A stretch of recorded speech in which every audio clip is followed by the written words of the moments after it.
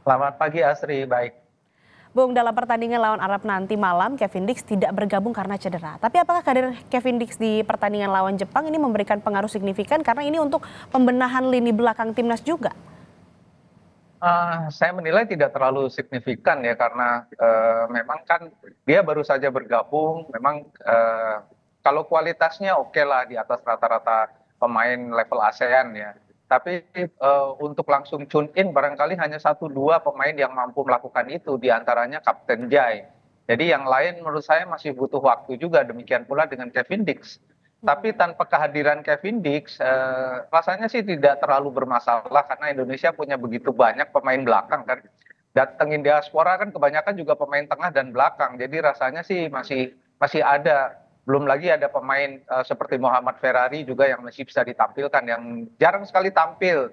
Jadi memang sebetulnya kalau dari sisi kedalaman di lini belakang lebih dari cukup ya. Ada Sandy Walsh juga karena posisi dia dengan Sandy Walsh, Kevin Dix dengan Sandy Walsh itu kurang lebih sama gitu loh. Jadi rasanya tanpa Kevin Dix tidak terlalu banyak masalah lah. Cuma memang yang dihadapi sekarang adalah Arab Saudi yang berbeda dengan Arab Saudi yang dihadapi Indonesia pada pertandingan pertama di kualifikasi Piala Dunia di Riyadh, dan dengan pelatih yang baru, pelatih yang tahu betul bagaimana sebetulnya mengadaptasi dengan sepak bola di Jazirah ya, karena dia pernah pegang Arab Saudi juga, dia pernah membawa dua tim Afrika juara dengan dua negara yang berbeda. Jadi ini memang pelatih yang sangat berpengalaman. Meskipun saya lihat rekamannya dalam pertandingan melawan Australia belum terlalu kelihatan juga sih Hmm. progresnya gitu. Tetapi sudah jauh lebih bagus daripada yang Indonesia lawan pertandingan pertama di Riyadh. Jadi memang harus hati-hati betul melawan Arab Saudi. Karena kan bukan cuma Indonesia saja yang pengen ke Piala Dunia gitu kan. Arab Saudi juga pengen ke Piala Dunia. Ini adalah panggung yang paling sakral ya, mahkotanya para pemain itu ya Piala Dunia. Jadi ya semua pasti akan berjuang habis-habisan. Itu menurut saya tantangan terbesar dari Indonesia saat ini. Oke, ini timnas juga kan menargetkan dapat 3 poin dalam laga melawan Arab Saudi nanti malam. Ini kira-kira bisakah diwujudkan targetnya? Bisa. Sepanjang memang strategi Sintayong ini tepat ya. Saya tidak terlalu mampu untuk menebak karena misalnya dalam pertandingan pertama dengan formasi 3-4-2-1 sangat mengejutkan bagi Arab Saudi ya, sampai mereka dalam tanda kutip itu bengong gitu ya dengan strategi Indonesia. Tapi strategi super ofensifnya Sintayong ini butuh ketahanan fisik yang di atas rata-rata juga gitu loh. Hmm. Nah ini yang tidak terpenuhi ketika masuk babak kedua, mulailah Arab Saudi membangun serangan karena konsentrasi pemain Indonesia sudah sedikit menurun karena kondisi fisiknya juga menurun, karena permainan di babak pertama intensitasnya sangat tinggi.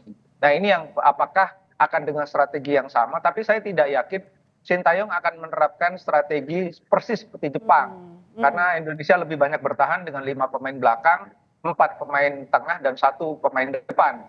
Nah ini barangkali akan kembali ke formasi 3-4-2-1 atau formasi yang normal 4-4-2, normal dalam arti balance ya. Nah ini tapi formasi balance ini jarang dipakai, itu masalahnya. Adaptasinya mesti dalam 1-2 hari ini apa mampu, saya tidak terlalu yakin.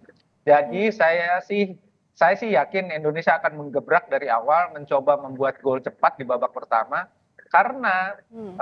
Indonesia butuh gol banyak untuk menjaga peluang tampil di Piala Dunia atau paling tidak ke posisi 3 atau 4.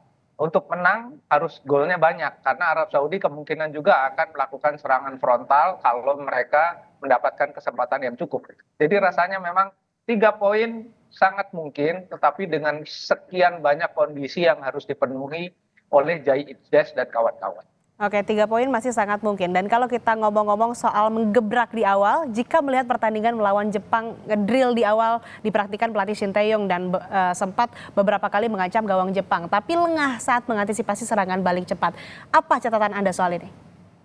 Ya, kalau saya lihat 30 menit pertama melawan Jepang kan lumayan ya. Artinya Indonesia bisa dapat 2 atau 3 shot on target, bisa mengepung pertahanan Jepang dalam 10 menit pertama.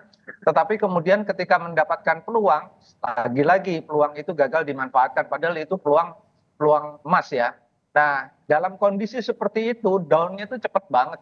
Nah, ini yang saya rasa perlu diatasi oleh Sintayong, karena begitu Jepang berhasil menggagalkan serangan dan peluang Mas Indonesia, mereka langsung mengambil alih kendali, langsung ball possession-nya lebih dari 70%. Nah, itu kelihatan betul bahwa pemain Indonesia sangat down ketika Mangun nggak bisa bikin gol gitu ya. Tapi itu bukan kesalahan Mangun juga, dia kan bukan striker, dia pemain sayap yang dipasang striker oleh Sintayong. Jadi memang ini sangat dilematis. Di lini depan persoalannya tetap sama, tidak ada pemain yang klinikal, tidak ada pemain nomor punggung 9 yang benar-benar mematikan, tidak ada dukungan yang cukup dari pemain tengah karena mereka sibuk bertahan setelah dihajar serangan-serangan oleh Jepang. Biasanya sih pemain tengah Indonesia ini sangat sangat bagus ya dalam intercept, dalam melakukan tekanan ke wilayah pertahanan Jepang, tetapi atau pertahanan lawan, tetapi lawan Jepang memang beda kualitasnya sehingga mereka lebih banyak ada di perimeter pertahanan sendiri. Ini yang barangkali tidak akan terjadi pada pertandingan melawan Arab. Tetapi Arab memang sama Jepang kualitasnya sedikit beda, tapi menurut saya ya harus hati-hati karena ini tim yang sama sekali berbeda dengan pertandingan pertama di Riyadh. Oke, artinya Anda ingin mengatakan bahwa lini depan Indonesia ini belum punya finisher yang mumpuni?